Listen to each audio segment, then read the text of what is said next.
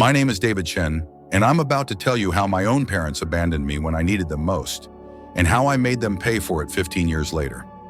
It was October 2009, and I was 19 years old lying in a hospital bed in Portland, Oregon. The rain outside matched my mood perfectly. 3 weeks earlier, I'd been a college sophomore with dreams of becoming an engineer. Now I was staring at the ceiling, wondering if I'd ever walk again. The car accident had been brutal. A drunk driver ran a red light and slammed into my Honda Civic at 50 miles per hour. My spine was damaged, my legs were useless, and my entire future had been rewritten in an instant. But I wasn't worried. I had my family. My parents, Richard and Linda Chen, had built a successful import business together. We lived in a beautiful house in the hills overlooking the city. They'd always told me that family came first, that we'd always be there for each other. I was about to learn how wrong I was. Dr. Martinez had just finished explaining my condition for the 100th time when my parents walked in. I remember thinking Dad looked different, more tired, more stressed than usual.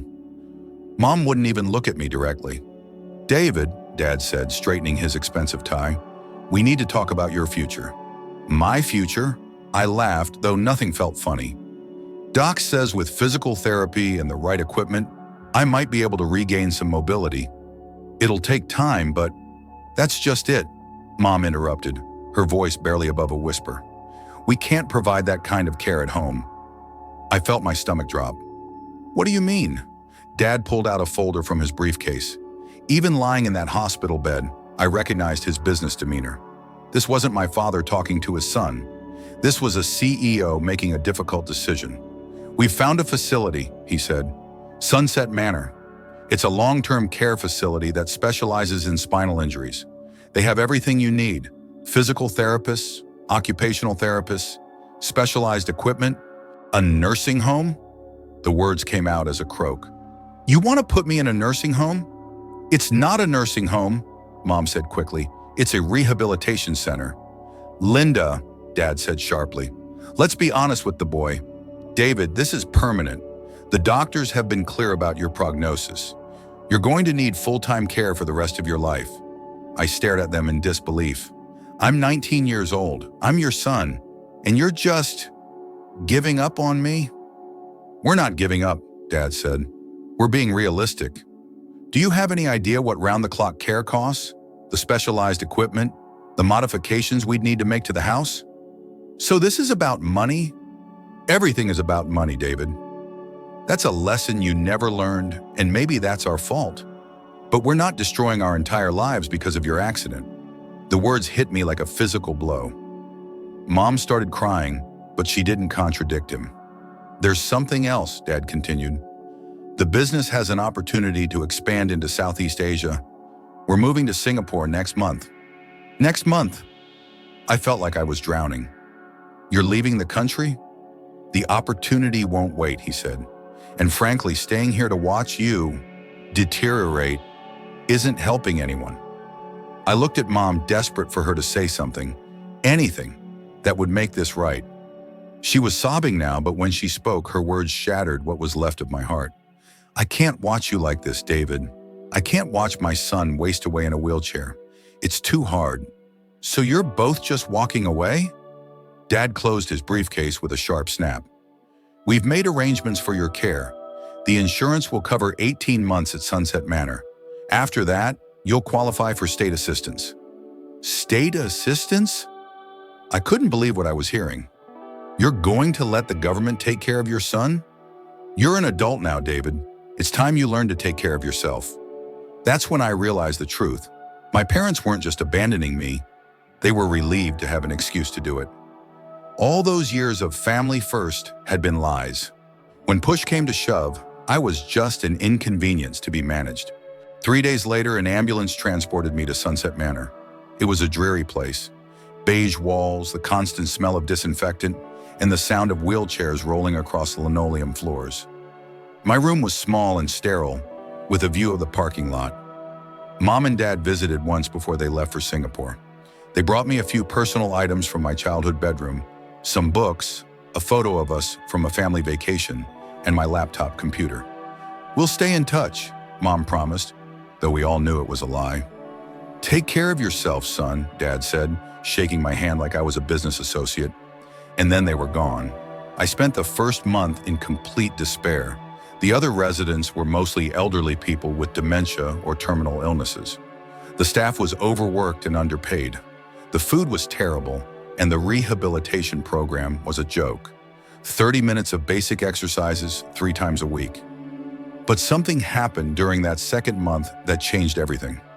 I was in the common room, trying to connect to the internet on my laptop, when I overheard 2 nurses talking about another patient. "Poor Mrs. Rodriguez," one said. "Her family promised to visit every week, but it's been 3 months now." "It's always the same story," the other replied. "Families dump their problems here and disappear. At least the state pays the bills." That's when it hit me. My parents hadn't just abandoned me. They'd made a calculated business decision. They'd shipped me off to the cheapest possible solution so they could pursue their dreams without the burden of caring for their disabled son. But they'd made one crucial mistake. They'd left me with my laptop and internet access. And despite everything, they'd raised me to be smart, determined, and resourceful. If they wanted to treat this like a business transaction, then I'd treat it like one too. That night, lying in my narrow bed listening to the sounds of the nursing home around me, I made a promise to myself. Someday, somehow, I would make them pay for what they'd done. I would take back everything they'd stolen from me, my family, my future, and my dignity. I just had to figure out how. The first thing I did was learn everything I could about my parents' business. Chen Import Solutions had been growing steadily for 15 years, but I'd never paid much attention to details. Now confined to a wheelchair in a nursing home, I had nothing but time. Using the facility's Wi-Fi, I dove deep into public records, business filings, and financial documents.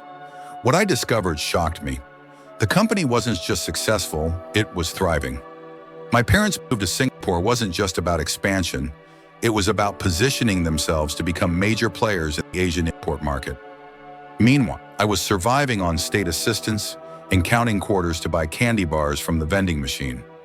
The rehabilitation program at Sunset Manor was pathetic, but I wasn't going to let that stop me. I researched physical therapy techniques online and created my own regimen. Every morning at 5 a.m., while the staff was changing shifts, I'd wheel myself to the small gym and work out for 2 hours. It was brutal. My body fought me every step of the way. Some days, I could barely transfer myself from my wheelchair to the exercise equipment, but I kept pushing, driven by a rage that burned hotter than any physical pain. After 6 months, something remarkable happened. I started to feel sensation in my left leg. It was just a tingling at first. It was something. Dr. Martinez had said complete recovery was impossible, but he'd also said there was a small chance of partial improvement with intensive therapy. I didn't tell anyone. Not the staff, not my parents during their increasingly rare phone calls, not even the other residents who'd become my unlikely friends.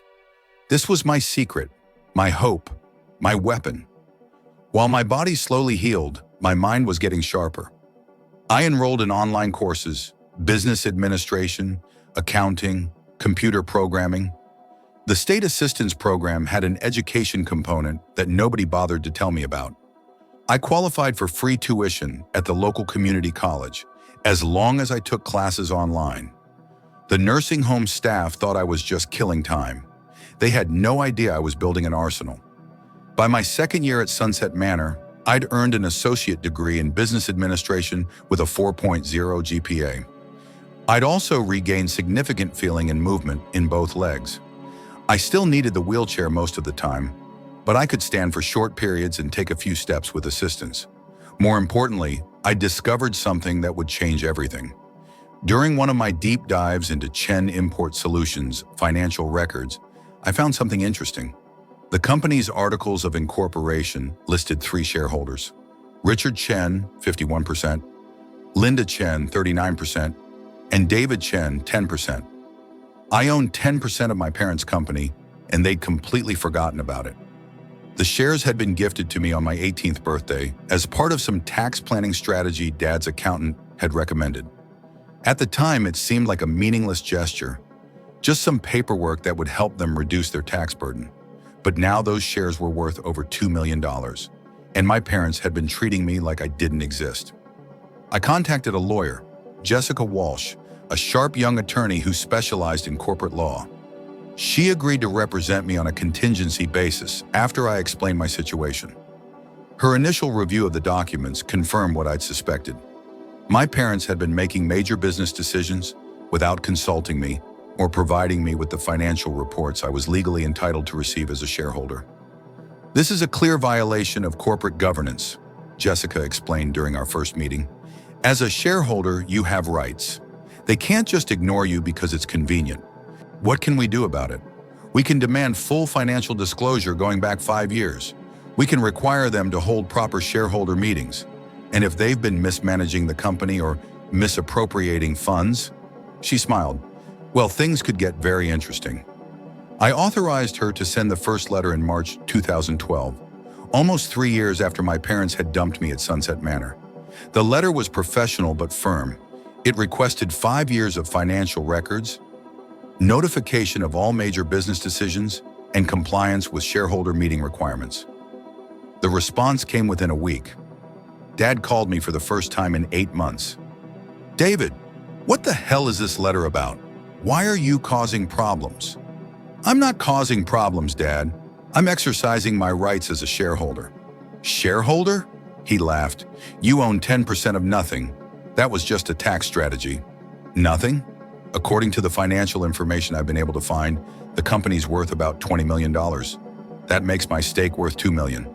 The line went silent for a long moment. Where did you get that information? I've been doing some research. It's amazing what you can learn when you have time and motivation. Look, son, don't call me son. Sons don't get abandoned in nursing homes while their parents move to another continent. David, you're being dramatic. We've been supporting your care. The state has been supporting my care. You paid for 18 months and then disappeared. Another long silence. What do you want? I want what's mine. I want proper financial reporting. I want to be consulted on major decisions, and I want my fair share of the profits. You're in a nursing home, David. You can't possibly contribute to the business. Then buy me out, $2 million, and I'll sign over my shares. $2 million? He was shouting now. That's ridiculous. That's what they're worth, or we can go to court and let a judge decide. The call ended with Dad hanging up on me. But I wasn't discouraged. For the first time in 3 years, I had leverage. 3 weeks later, Mom called. She was crying before she even said hello. David, please don't do this to us. We're trying to build something here. This business is our whole life. It was my whole life too, Mom, until you threw me away. We didn't throw you away. We did what we thought was best. Best for who? Certainly not for me. You don't understand the pressure we were under. The medical bills, the uncertainty, the stress of watching you suffer. So you ran away. We didn't run away. We made a difficult decision. You made a selfish decision, and now you're going to pay for it. That conversation lasted 2 hours. Mom begged, pleaded, and finally threatened. She said I was being ungrateful, that I was trying to destroy everything they'd worked for, that I was punishing them for trying to help me. But I wasn't backing down, not anymore. By the end of my 3rd year at Sunset Manor, the legal battle was in full swing. Jessica had uncovered evidence of several questionable financial transactions, including lavish personal expenses being charged to the company and business deals that seemed designed to benefit my parents personally rather than all shareholders. More importantly, I'd made incredible progress physically. I was walking with a cane for short distances and had regained about 70% of my mobility. The doctors were calling it a miracle. I called it determination fueled by righteous anger. I was also working part-time as a freelance consultant, helping other small businesses with their financial planning and online marketing. The irony wasn't lost on me. I was building my own business empire from a nursing home bed while my parents were half a world away, convinced they'd disposed of their problem child. But I was just getting started. The real revenge was going to be much sweeter than a simple lawsuit. I was going to take back everything they'd stolen from me, my family, my inheritance, and my place in the world. And I was going to do it in a way they'd never see coming. In January 2015, exactly 5 years after my parents abandoned me, I walked out of Sunset Manor on my own 2 feet. I still used a cane and couldn't walk long distances, But I was mobile, independent, and ready for war. The legal battle had been raging for almost 3 years. Jessica had done brilliant work, uncovering a paper trail of financial irregularities that painted my parents in a very unflattering light. They'd been using company funds for personal expenses, making business decisions that primarily benefited them, and failing to provide proper financial reporting to shareholders. But the real breakthrough came when we discovered something that changed everything. In 2013, while I was still fighting for basic financial disclosure, my parents had decided to restructure the company. They created a new entity, Chen Global Holdings, and transferred all the valuable assets to it. The original company, Chen Import Solutions, was left with nothing but debt and obsolete inventory. They thought they were clever. They'd effectively stolen my 10% stake by moving all the value to a company I didn't own shares in. But they'd made a crucial mistake. They'd done it without shareholder approval. This is securities fraud, Jessica explained. They can't just transfer company assets to a new entity without following proper procedures. Every shareholder has to vote on a transaction like this.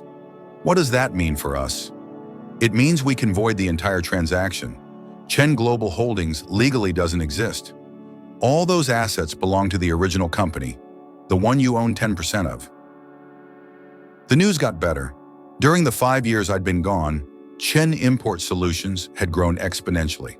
The Singapore expansion had been incredibly successful.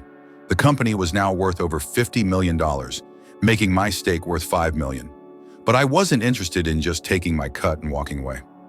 I wanted control. While my parents had been building their empire, I'd been building something too. My freelance consulting business had grown into a legitimate company, Chen Strategic Solutions. I had a dozen employees, most of them working remotely, and we specialized in helping family businesses navigate complex transitions. The irony was delicious. I was using the skills I'd learned in a nursing home to help other families avoid the mistakes my parents had made. In March 2015, I flew to Singapore. It was my first time leaving the United States since the accident, and my first time seeing my parents in over 5 years. They were waiting for me at the airport, and the shock on their faces was worth every moment of pain I'd endured. The last time they'd seen me, I was a broken teenager in a wheelchair. Now I was a 25-year-old man in a tailored suit, walking with confidence despite my cane. "David!" Mom looked like she'd seen a ghost. You're walking. Amazing what proper physical therapy can accomplish," I said coldly. Too bad Sunset Manor didn't provide it. Dad was staring at me like he was trying to solve a puzzle. "You look different." 5 years of abandonment will do that to a person. The ride to their apartment was awkward. They'd clearly done well for themselves. Dad was driving a BMW and Mom was wearing jewelry that cost more than most people's annual salary. Their apartment in the Marina Bay area was stunning, with floor-to-ceiling windows overlooking the harbor. "This is beautiful," I said, looking around at their luxury lifestyle. "It must have been worth it." "Worth what?" Mom asked. "Abandoning your son to pay for all this." "David, please," Dad said. "We know you're angry, but we did what we thought was best for everyone." "Everyone? Or just yourselves?" We sat down in their living room, and I pulled out a folder of documents. "I know about Chen Global Holdings," I said. "I know about the asset transfer. I know about the financial irregularities. And I know that you've been stealing from your shareholders for years." Dad's face went pale. "Stealing? That's a serious accusation." "It's also an accurate one. You've been using company funds for personal expenses, making self-dealing transactions, and failing to provide proper financial reporting. Any one of those things is a felony. All three together? You're looking at serious prison time." "You're bluffing," Mom said, but her voice was shaking. I opened the folder and spread out photocopies of bank statements, invoices, and financial records. "This BMW you picked me up in? Purchased with company funds as a business vehicle. Your apartment here? The lease is being paid by Chen Global Holdings as a corporate residence. That jewelry Mom's wearing? Charged to the company as client entertainment expenses." They sat in stunned silence as I continued. "The restructuring you did in 2013 was illegal. You can't transfer assets to a new entity without shareholder approval. That means Chen Global Holdings doesn't legally exist, And all those assets still belong to Chen Import Solutions, the company I own 10% of. 10%, Dad said quietly. You keep talking about 10% like it means something. It means I'm the second largest shareholder. It means I have rights. It means you can't ignore me anymore. I pulled out another document, a formal shareholder resolution that Jessica had prepared. This is a motion to remove both of you as officers of Chen Import Solutions, effective immediately. As a shareholder, I have the right to call for a vote. You can't do that, Mom said. We built this company, and then you stole from it, and from me. I stood up, using my cane for support, but making sure they could see how much stronger I'd become. Here's what's going to happen. You're going to return every asset you illegally transferred to Chen Global Holdings. You're going to reimburse the company for every personal expense you charge to it. And you're going to step down as officers. Or what? Dad asked. Or I go to the authorities. Securities fraud, embezzlement, tax evasion. I have evidence of all of it. You'll lose everything and spend the next decade in prison. You're our son, Mom said, tears streaming down her face. How can you do this to us? I'm not your son, I replied. You made that clear 5 years ago when you dumped me in a nursing home and moved to another continent. I'm just a shareholder protecting his investment. The negotiation took 3 days. Dad blustered and threatened, Mom cried and pleaded, but in the end, they had no choice. The evidence was overwhelming, and they knew I wasn't bluffing. They agreed to step down as officers and transfer their voting rights to me. They could keep their shares and continue to receive dividends, but they'd have no say in how the company was run. In exchange, I agreed not to press criminal charges. Why are you doing this? Mom asked as we signed the final papers. What do you want from us? I want what you took from me, I said. My family, my inheritance, my future. You thought you could just discard me when I became inconvenient? Now you know better. We're still your parents, Dad said. No, you're not. Parents don't abandon their children. You're just two people who happened to raise me before you decided I wasn't worth the effort. I flew back to the United States as the new CEO of a $50 million company.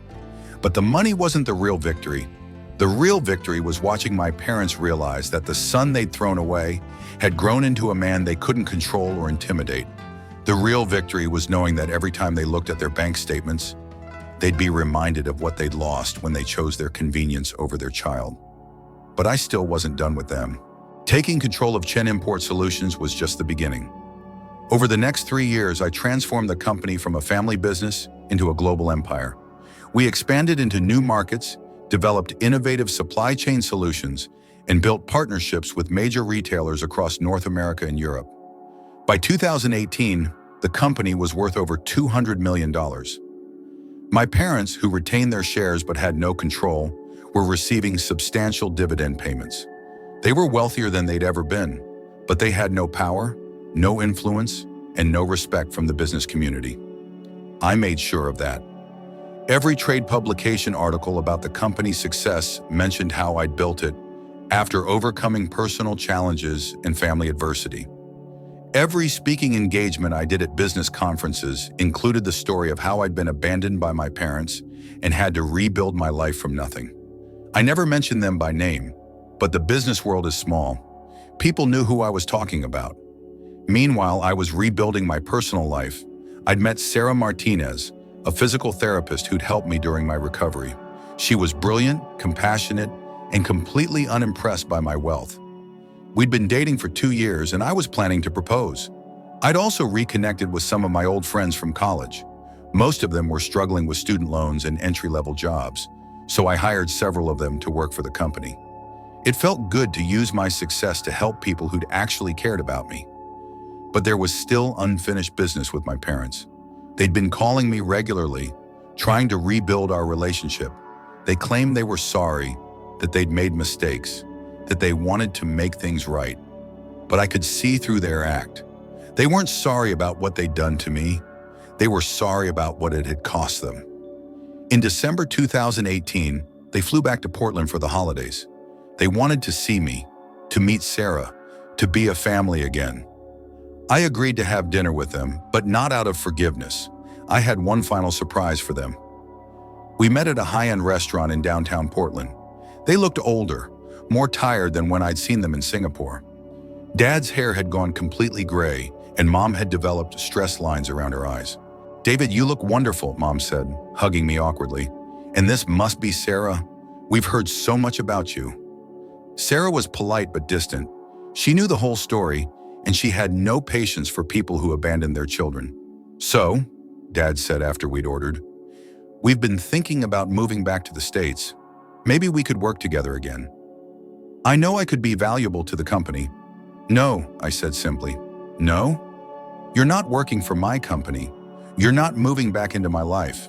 You're not pretending to be my parents again." "David, we know we made mistakes," Mom said, "but we're still your family." "Are we? Because I have something to tell you." I pulled out a manila envelope and placed it on the table. "What's this?" Dad asked. "Legal documents. I'm buying out your shares in Chen Import Solutions." They both stared at me. "All of them. At market value. You'll receive a check for $80 million, and in exchange, you'll sign over all your shares and relinquish any claim to the company." $80 million, Mom whispered. "It's a fair price. More than fair, actually. But there's a condition." I opened the envelope and pulled out a thick contract. "You have to sign a non-disclosure agreement.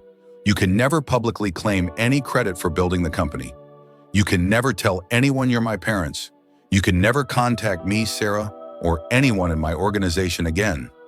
"You're buying us out of your life?" Dad asked. "I'm completing the transaction you started 9 years ago. You sold me to a nursing home for your convenience. Now I'm buying you out of my life for mine." "This is insane," Mom said. "We're your family." "No, you're not. You gave up that right when you abandoned me. Sarah is my family now. My employees who've been loyal to me are my family. The friends who stuck with me through the worst time of my life are my family." I gestured to the contract. "You have two choices. Take the money and disappear, or I'll expose every detail of what you did to me. I'll tell every reporter, every business journalist, every person who'll listen about how you dumped your disabled son in a nursing home and fled the country." "You wouldn't do that," Dad said. "Try me. I've spent 9 years planning this moment. I have nothing left to lose and everything to gain." They sat in silence for several minutes, reading through the contract. Finally, Dad looked up. "If we sign this, we never see you again?" "That's right. And if we don't, then I destroy your reputations, your social standing, and any chance you have of living peacefully anywhere in the world." Mom was crying again, but these weren't tears of manipulation. These were tears of genuine grief, the grief of a mother who finally understood what she'd lost. "I'm sorry," she whispered. "I'm so sorry for what we did to you." "I know you are," I said, "but sorry doesn't undo 9 years of abandonment. Sorry doesn't erase the nights I spent crying myself to sleep in that nursing home. Sorry doesn't give me back the relationship we could have had if you'd chosen to fight for me instead of running away." Dad picked up a pen with a shaking hand. "You've become a hard man, David. You made me hard. You taught me that family is conditional, that love has limits, that people will abandon you the moment you become inconvenient. I learned those lessons well." He signed the contract, then handed the pen to Mom. She signed it too, tears dropping onto the paper. "The money will be transferred to your accounts within 48 hours, I said, taking the signed documents. "After that, we never see each other again." I stood up, Sarah beside me. "Goodbye, Richard. Goodbye, Linda. Thank you for teaching me that I don't need you to be successful or happy." As we walked away, I could hear Mom sobbing behind us. Part of me felt bad for her, but a larger part felt nothing but relief. Outside the restaurant, Sarah took my hand. "How do you feel?" she asked. "Free," I said. "For the first time in 9 years, I feel completely free." 3 months later, Sarah and I were married in a small ceremony surrounded by the people who truly mattered to us. Friends who'd stayed loyal, employees who'd become family, and a few residents from Sunset Manor who'd taught me that family isn't about blood relations. I never heard from my parents again. The $80 million I paid them was a small price for my freedom. Today, Chen Import Solutions employs over 3,000 people and generates annual revenues of over $500 million. I've been featured on the cover of Forbes as one of the top entrepreneurs under 40. I'm happily married with 2 children who will never doubt that they're loved unconditionally.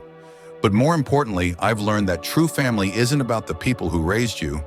It's about the people who choose to stand by you when life gets difficult. My parents taught me that lesson, just not in the way they intended. They abandoned me when I needed them most, thinking they were disposing of a burden. Instead, they created their own worst nightmare, a son who was smarter, stronger, and more ruthless than they ever imagined. They wanted to get rid of me because I was damaged goods. But what they didn't realize is that broken things, when properly healed, often become stronger than they ever were before. I took everything back: my dignity, my future, my power, and my peace of mind.